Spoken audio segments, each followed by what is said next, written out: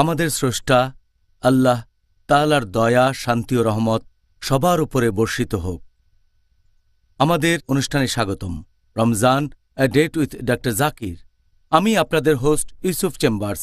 আর আজকে আমাদের টপিক রমজান, আত্ম উন্নয়ন এবং ইসলাহ দেয়ার মাস, পর্ব 4।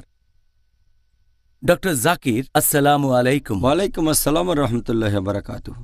তো ডক্টর জাকির, আজকের অনুষ্ঠানে আমি আপনাকে প্রথমেই যে প্রশ্নটা করতে চাই সেটা হলো বাম হাতের চাইতে ডান হাতের উপর বেশি গুরুত্ব। আমি জানি যে এটা একটা সুন্নত, ইনশাল্লাহ আপনি এটা ব্যাখ্যা করবেন।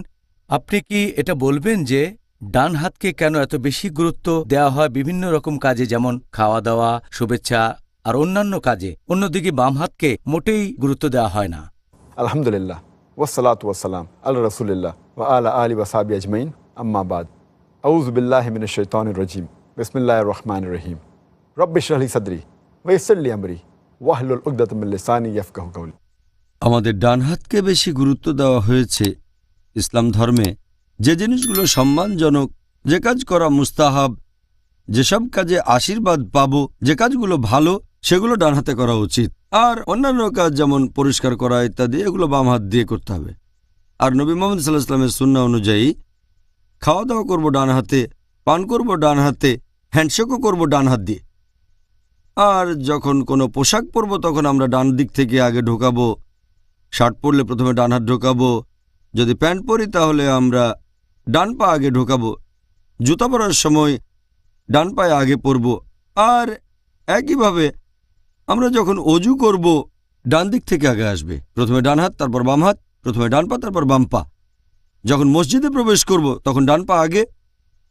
যখন আপনার নামাজ শেষের দিকে সালাম ফেরানোর সময় ডান দিক আগে, কালো পাথর ছুঁতে গেলে ডান হাত আগে, চুল আঁচড়ানোর সময় ডান পাশ আগে, মোচ কাটার সময় প্রথমে ডান দিক, হাতে নখ কাটবো ডান হাত আগে, শরীরে অনাকাঙ্ক্ষিত চুল ফেলে দেবেন ডান দিক থেকে আগে, মাথা শেভ করার সময় এখানেও আগে ডান পাশ, টয়লেট থেকে বের হবার সময় প্রথমে ডান পা বের করতে হবে।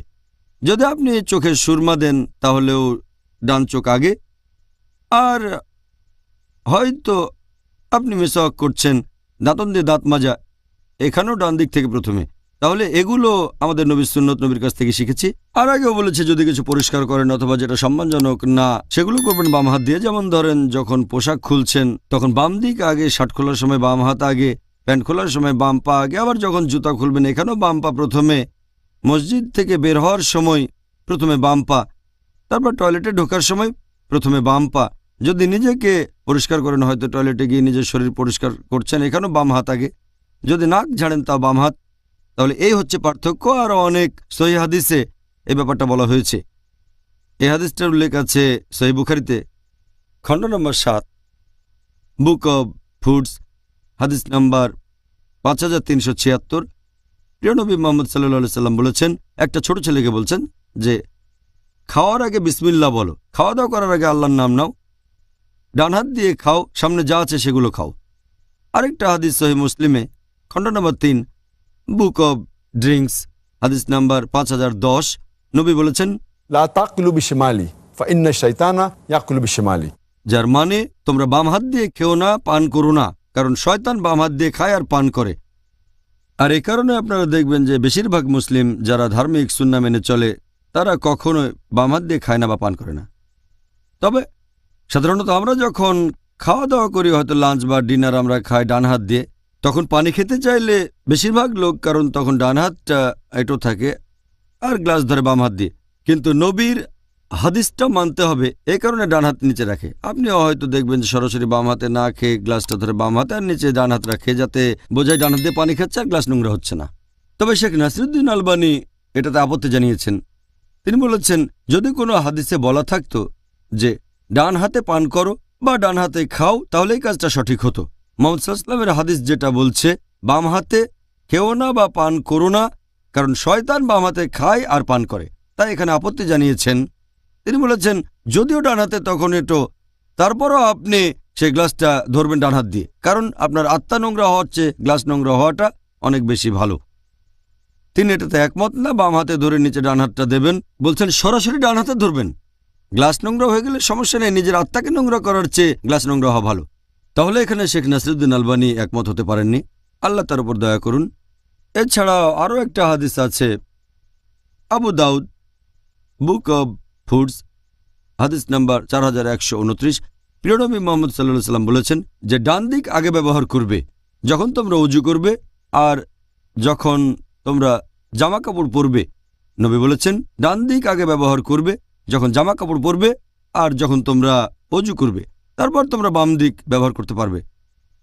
তারপর আরও হাদিস আছে আবু দাউদে খণ্ড নম্বর 1 হাদিস নাম্বার 33, বলা হয়েছে যে মোহাম্মদ সাল্লাল্লাহু সাল্লাম বলেছেন তোমরা ডান দিক ব্যবহার করবে যখন খাবার খাবে আর ডান দিক আগে ধুতে হবে যখন অজু করবে।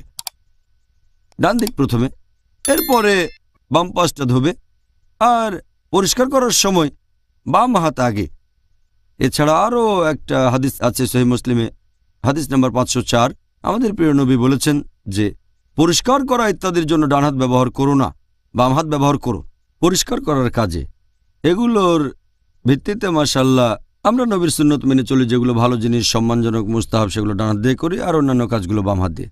আর এরকম করার পেছনে যে কারণটা সেটা হচ্ছে যে মেডিকেল সায়েন্স এখন আমাদের বলে যে আমাদের ব্রেনের বাম অংশটা শরীরের ডান পাশকে নিয়ন্ত্রণ করে আর ব্রেনের ডান অংশটা শরীরের বাম পাশকে নিয়ন্ত্রণ করে।